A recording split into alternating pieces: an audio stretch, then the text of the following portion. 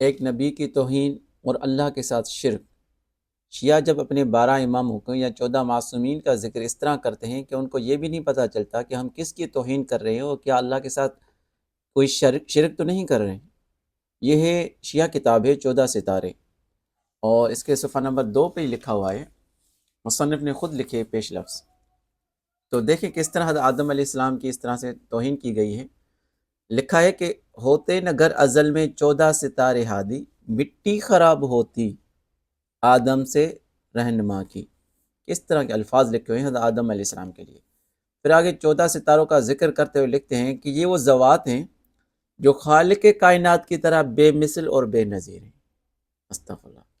یعنی کس حد تک وہ آگے چلے گئے ہیں کہ اللہ کی طرح 14 معصومین کو اللہ کی طرح بے مثل قرار دے دیا اور بے نظیر کہہ دیا۔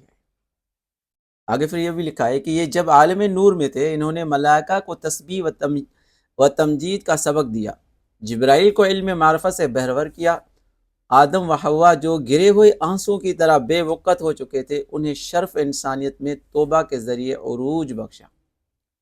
یہ ہے ان کی توحید، یہ ہے نبی دوسرے نبیوں کی توہین۔ اب دیکھیں یہ ان کی جو تعلیم ہے وہ اسلام کی بنیادی چیز کے خلاف ہے، جو توحید اسلام نے سب سے پہلے جو توحید کا سبق دیا ہے نا، اس کے خلاف ہے۔ اسلام نے کہا ہے کہ اللہ جیسا کوئی نہیں ہے، لا الہ الا اللہ، اللہ کے سوا کوئی الہ نہیں، ٹھیک ہے۔ اور قرآن بھی اس بات کی گواہی دیتا ہے کہ قرآن میں لکھا ہوا ہے کہ لیس کمثلہ شیء، اللہ جیسا، اللہ کی کوئی مثال ہی نہیں ہے، اللہ جیسا کوئی ہے ہی نہیں۔ اور آگے اللہ تعالیٰ نے یہ بھی فرمایا وَلَمْ يَكُنْ لَهُ كُفُوًا أَحَدٌ، اللہ کا ہمسر کوئی نہیں۔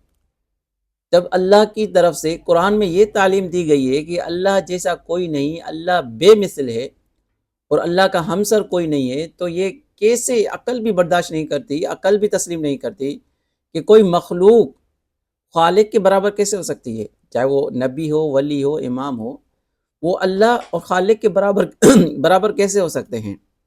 یہ تو اسلام کی تعلیم جو بنیادی تعلیم ہے اس کے بھی خلاف ہے۔ تبھی تو اللہ تعالیٰ نے قرآن میں ڈرایا ہے اس چیز سے، شرک سے، ان اللہ لا یغفر ان یشرک بہ، یعنی اللہ تعالیٰ شرک کو معاف نہیں کرے گا۔ تو سوچے اس بات پر، غور کرے شیعہ نوجوان، کہیں وہ شرک تو نہیں کرے اس چیز میں، اماموں کے فضائل بتاتے ہوئے یا ان کے بیان کرتے ہوئے شرک میں تو مبتلا نہیں ہے، کیونکہ شرک کی معافی نہیں ہے، ہمیشہ کے لیے جہنم ہے۔